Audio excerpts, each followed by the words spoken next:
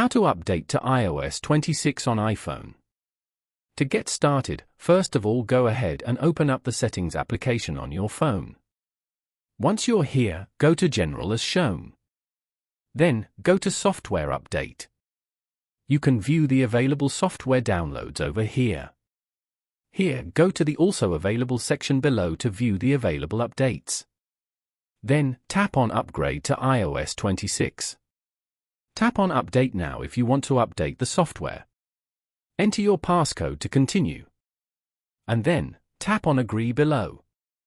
Tap on Agree again to confirm. Or, tap on Update Tonight below if you want to update the software later. Following these steps, you can easily update to iOS 26 on iPhone. Thank you for watching. Please leave a like if this tutorial helped you, or leave a comment below if you have any questions related to the video.